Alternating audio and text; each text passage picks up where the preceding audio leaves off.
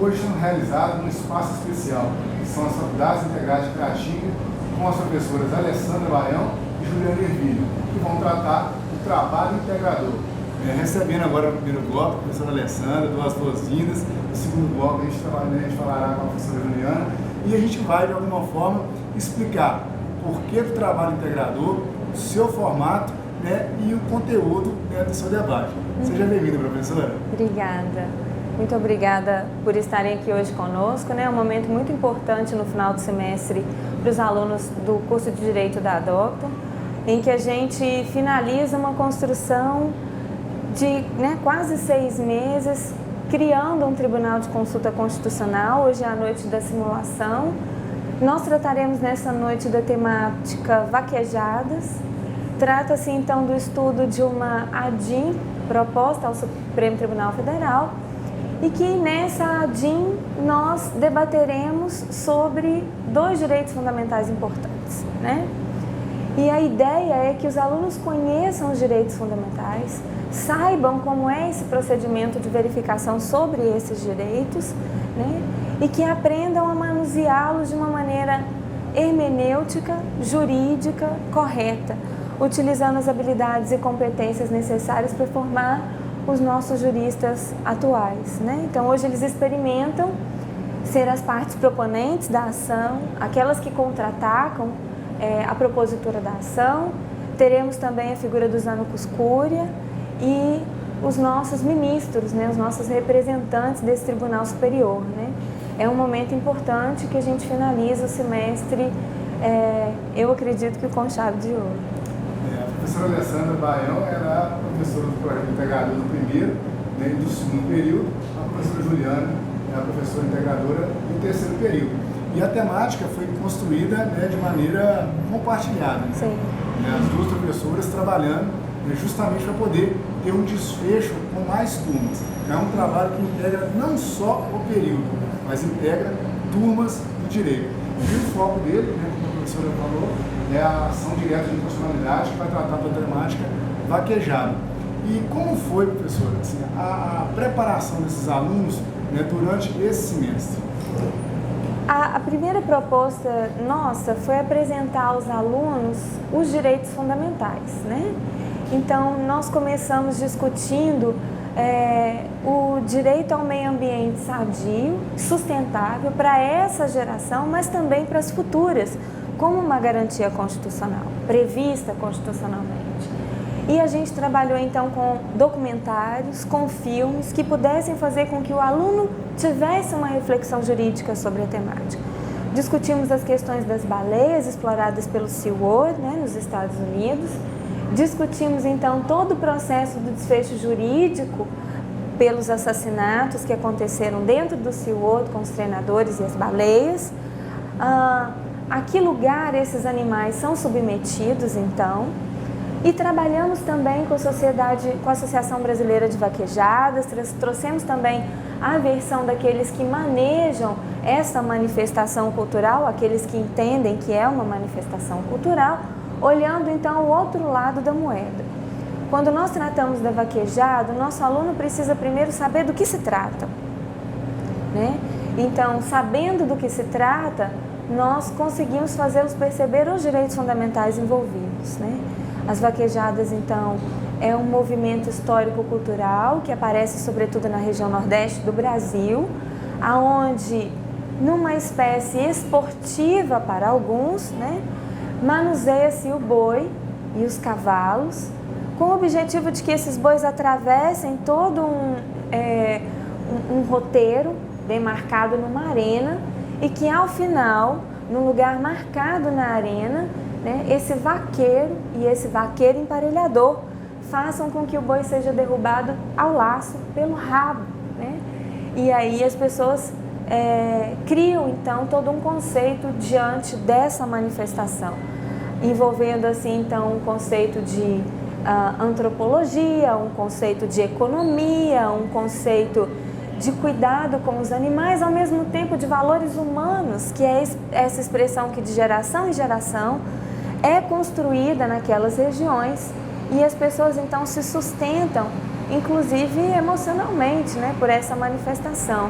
e nós trabalhamos nesse sentido com os conceitos elementares no primeiro período, associados ao que eles podiam contribuir, formam hoje os nossos amicus curiae. O segundo período, então, já tem acesso ao que é uma ADIM, uma ação direta de inconstitucionalidade pela disciplina de teoria constitucional. Então, eles já conseguem entender, então serão os nossos ministros que farão o preferimento dos votos nessa noite. A composição dos ministros são 11 ministros, exatamente como o Supremo Tribunal Federal. E o terceiro período, acho que a professora Juliana pode dizer melhor, mas compõe então a parte proponente da ação e a parte que contra-ataca, formando assim o PGR, Procuradoria-Geral da União, e também a AGU, Advocacia-Geral da União. É importante lembrar que esse julgamento no STF está sendo realizado nesse momento, a votação está empatada, 4-4, faltam 3 ministros para votar. Então, a situação está definida ainda. E o que é mais interessante nesse trabalho que vocês estão acompanhando nesse semestre, é que isso foi pensado anteriormente, já sabendo desse julgamento, então propuseram essa situação que vem trazer os alunos para uma prática literalmente real, e alunos dos primeiros períodos demonstrando o que vem, o que está por vir para eles. É isso que eu acho que é o grande diferencial desse trabalho integrador, aliar teoria e a prática já no início do curso. A ideia do projeto integrador e a proposta do trabalho integrador é que a gente consiga reunir conceitos de cada um dos nossos períodos. Mas para mim e para a professora Juliana, que é um projeto desbravador, pela primeira vez a gente transversaliza o estudo, e a ideia é que a gente transversalizasse o estudo constitucional. Porque esse é o carro forte do nosso projeto pedagógico. Desde o primeiro período ao 10º período, esses conceitos de direito constitucional e meio ambiente, assim como direitos humanos, perpassam pelos conteúdos das disciplinas. Então, a ideia é que a gente pudesse transversalizar do primeiro ao 3º período conceitos constitucionais que fossem vivenciados de uma maneira bem forte por esses alunos e que, além disso, a gente pudesse abrir esse momento à comunidade, Toda a comunidade caratinguense é convidada a estar e integrar também esse lugar de observar os nossos alunos, que serão nossos egressos, que serão os advogados que entrarão no mercado, serão os futuros promotores, que serão os nossos futuros defensores. A ideia é que a comunidade veja o que aqui nessa casa a gente tenta construir de melhor num conceito bem constitucionalizado. O que a gente percebe também é uma construção de identidade, os telespectadores vão assistir durante esse programa as imagens dessa apresentação de hoje, e a gente percebe como os alunos estão postados aqui, todos vestidos como profissionais da área do direito, os familiares presentes. Como é que a senhora enxerga essa mudança também, do aluno do primeiro período, que já começa a se ver como um profissional da área do direito? Eu enxergo com os meus melhores olhos, como uma apaixonada pelo estudo do direito, como uma pesquisadora nata desse conceito jurídico. Eu acredito que eles estejam, nesse momento, vivenciando a experiência de usar as nossas habilidades e competências enquanto juristas, trazendo a utilização correta do vernáculo português, trazendo essa postura correta que um advogado, que um operador do direito deve ter enquanto vestuário. Há um cuidado muito grande nesse momento deles se colocarem enquanto juristas, então a pesquisa muito melhor elaborada, acima até das expectativas nesse primeiro momento do primeiro período.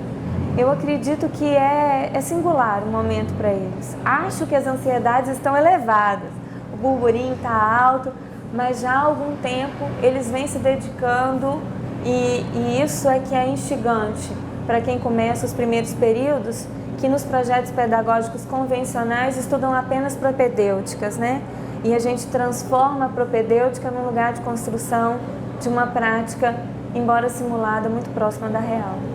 O que eu percebi como professor na turma do terceiro período é que os alunos envolvidos com as disciplinas durante o semestre inteiro, mas eles tinham um caso a resolver. Como o escritório de advocacia tem um caso a resolver, um juiz tem um caso a decidir, um promotor tem um caso de alguma forma a trabalhar, os nossos alunos durante todo o semestre eles tinham um caso a resolver, muito embora tivesse uma série de compromissos com as demais atividades.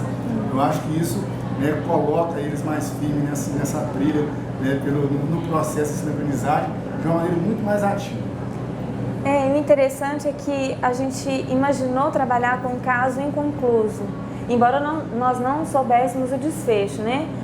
Há uma semana e pouco atrás, o caso quase foi decidido, se não fosse o pedido de vista de um dos nossos ministros. A ideia é que eles não tivessem a solução e que fossem construtores dessa visão.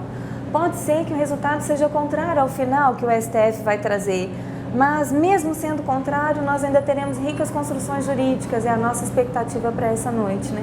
E acho que esse é o sabor, de não ter uma resposta pronta a dá-los, mas que eles possam construir essa resposta juridicamente.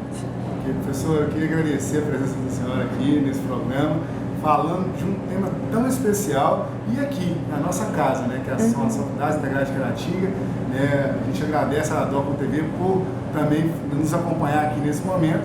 Me despeço da senhora agora, né, já dizendo para os nossos telespectadores que no próximo bloco estará a professora Juliana Ervines. Então, o programa Direito em Foco volta já.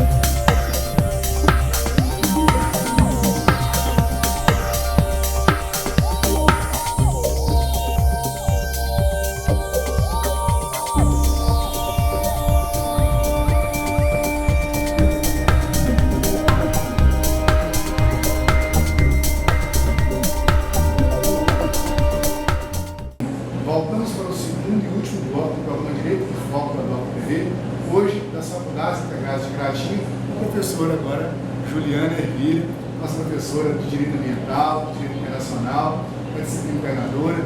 E eu queria dizer, viu, professora Juliana, que é um prazer enorme recebê-la aqui hoje. Há muito tempo que eu queria trazê-la, mas como exerce uma função em APIM, né, lá no fórum, é difícil, né, as idas e vindas, então a gente entende, mas fica muito orgulhoso de tê-la aqui hoje com a gente, tá bom? Obrigada, o prazer é meu. Eu sei que muitas vezes a gente adiou esse encontro, mas eu tenho certeza que hoje, nessa noite muito especial para todos nós, vai ser mais significativo. Com certeza. E eu queria destacar, né, no primeiro bloco, a gente teve a professora Alessandra Baião, que falou um pouco do formato, do projeto, da ideia, e agora a gente vai conversar um pouco com a professora Juliana a respeito do conteúdo, né? Esse debate caloroso, né, atual, que é o meio ambiente em relação à economia, em relação à cultura, em relação a outros bens e direitos ambientais. E como professora de Direito Ambiental, de Direito Internacional, né, como a senhora vê, né, esse debate? Né? A gente tem um caso concreto, que é a vaquejada sendo julgada no Supremo Tribunal Federal, tamanha, né, a importância do tema, e a gente verifica que, né, a sociedade, de modo geral, precisa de mais informação para poder opinar e decidir melhor. Eu acho que essa é a grande finalidade do trabalho integrador. É fazer com que o nosso aluno ele enxergue o direito por várias vertentes, por vários pontos de vista. E hoje, mais do que nunca, a questão ambiental ela é, vamos dizer assim, a bola da vez. Nós temos uma necessidade premente de informação para que as pessoas entendam que não existe, como eu digo sempre para os meus alunos, não existe um plano B. Se não houver uma uma preservação, se não conseguirmos chegar à meta de um meio ambiente ecologicamente equilibrado, não existe um plano B. Não existe para onde a gente correr. E a questão da vaquejada, ela se insere na medida em que nós temos que entender que o meio ambiente ecologicamente equilibrado não é somente você pensar na preservação de árvores, do ar, da qualidade da água. É também você pensar na preservação dos outros seres com os quais nós convivemos aqui no planeta. Então, nós temos uma necessidade de proteger os animais não humanos. Nós temos que proteger, sejam eles os nossos bichinhos de estimação, sejam eles os cachorrinhos da rua, mas também sejam os animais de grande porte.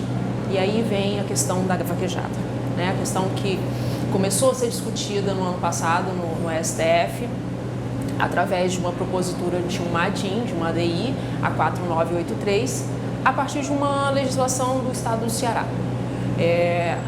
Houve uma regulamentação da atividade da vaquejada como uma manifestação cultural. A Procuradoria-Geral da República, não entendendo dessa forma, pede a declaração da inconstitucionalidade dessa lei, alegando que, diante dos maus tratos que sofrem os animais, como a professora Alessandra mencionou, a questão de você ter aquela puxada de rabo do boi, ofende a integridade física do animal. Então, isso para a Procuradoria-Geral da República não configuraria uma manifestação cultural, configuraria, na verdade, crime de maus tratos, né? Em contrapartida, nós temos na ação original a defesa feita da constitucionalidade feita pela AGU, pela Advocacia Geral da União e pelo próprio Estado do Ceará, trazendo todo o arcabouço jurídico, trazendo todo um histórico de tradições, dizendo como que a vaquejada começou, que ela faz parte da vida do vaqueiro nordestino e que hoje a vaquejada ela movimenta milhões. E aí a gente pode mencionar mesmo a questão da premiação. Então, as grandes festas de vaquejada, nós temos premiações altíssimas. Então, as pessoas, os vaqueiros, né, na verdade, que são dois na atividade, eles recebem caminhonetes, eles recebem R$500 mil de prêmio. Então, isso gera uma movimentação da economia. E aí nós voltamos à questão, como compatibilizar uma atividade dita neste momento cultural com a preservação do meio ambiente. E além da preservação do meio ambiente, como é que ficaria a economia? Existem cidades que têm uma economia que gira em torno dessas festas. E para o nosso aluno hoje enxergar isso, talvez como não é parte do nosso cotidiano, é muito importante. Porque deste questionamento nós temos diversos outros. Nós começamos a gerar diversos outros questionamentos que de repente não seriam tão facilmente perceptíveis. Essa questão ela é bem polêmica, né? A gente que divide a disciplina de direito ambiental, a gente acaba dividindo essa polêmica. Os alunos, né, durante todo o semestre, né, muito engajados e sempre preocupados em saber qual era a posição do professor da disciplina tal, qual era a posição do outro professor, muito querendo assim, né, um aporte, né? E é desafiador. Eu sempre dizia para os alunos, vocês vão ter que procurar os seus argumentos. Procurem saber realmente o que os professores pensam, procurem acompanhar essa ação que está tramitando por o STF, para vocês compreenderem, né, as informações e os fundamentos. Porque, de um modo geral, a sociedade pode pensar, mas como, né, proteger a integridade do animal? O animal, ele serve o ser humano, então a gente, de alguma forma, destaca, né, um pensamento centrado no ser humano, né, o homem como centro de todas as coisas, e a gente acaba migrando por uma posição que não é essa posição antropocêntrica, essa posição centrada no ser humano. Então, hoje o ser humano tem dividido a dignidade com os outros sentidos da vida. Sim. E nesses outros sentidos da vida, a natureza, os animais não humanos, essa é a expressão utilizada, eles de alguma forma começam a ser considerados como um outro nas tomadas de decisão. Por isso que é emblemático, por isso que esse julgamento ele vai servir de referência para outras tantas situações, né, que podem advir aí. A questão ligada ao desporto, né? É esporte, não é esporte, a questão ligada à cultura, é cultura, não é cultura. questão ligada à economia, né? Como é que a gente vai desenvolver determinadas áreas que de alguma forma usufruem, né, dessa prática, né? Imaginando uma balança, né?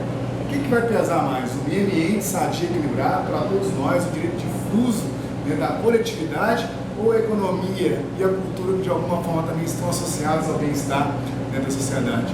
Então, economia e meio ambiente e a cultura também permeando esses assuntos, eles estão muito tensionados. E a melhor resposta, né, para esse caso, né, a gente vai ouvir do STF, mas muito melhor do que ouvir do STF é a gente ter um exemplo como esse hoje desse trabalho em que a sociedade está discutindo, os nossos alunos estão discutindo, possivelmente os amigos deles, os familiares deles também estão ouvindo essa discussão.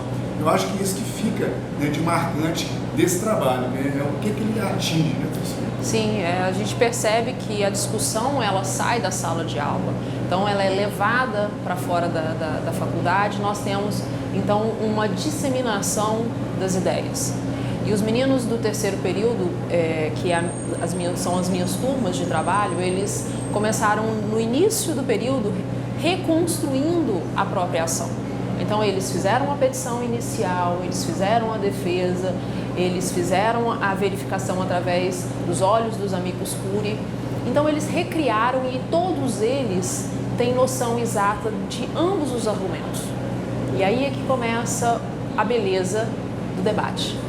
Todo mundo conhece o argumento de todo mundo, mas nós não temos uma decisão para nos embasarmos. Nós temos os nossos argumentos construídos e que serão debatidos na noite de hoje. Tanto o professor Alessandro como você falou, né, sobre o amicus curiae, né, o amigo da corte, aquele que vem esclarecer os pontos controversos aos julgadores. Uma atividade como essa, né, com os alunos envolvidos como estão, com duas professoras, né, de tamanha desenvoltura como você e o professor Alessandro, eu tenho certeza que vocês figuram como amigos da sociedade, né, aqueles que tentam esclarecer, de lançar luz aonde às vezes existe a controvérsia, mas não para poder direcionar uma decisão, mas para poder favorecer que as pessoas pensem mais a respeito, né, desse assunto e de tantos outros que de alguma forma estão ligados à nossa vida.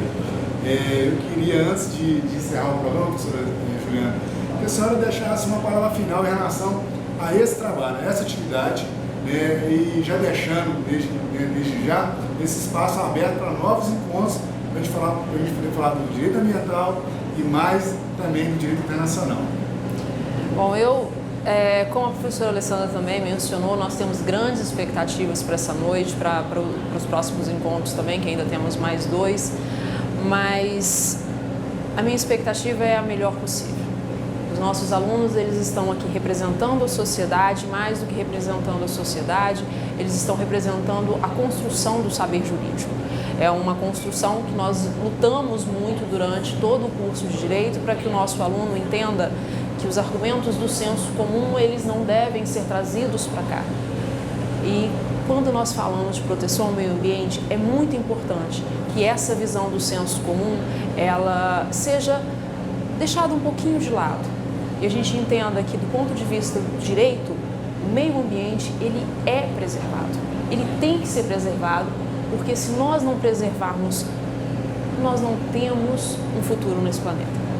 Não somente agora, não somente para os nossos netos, mas muito mais à frente. Muito obrigado pela presença, né? E, como eu disse, esse espaço está sempre aberto. Eu que agradeço. E fica, né, o lembrete. Proteger o meio ambiente é um dever do Estado e da coletividade. Portanto, precisa de todos nós. O programa Direito em Foco se despede. Até o próximo encontro.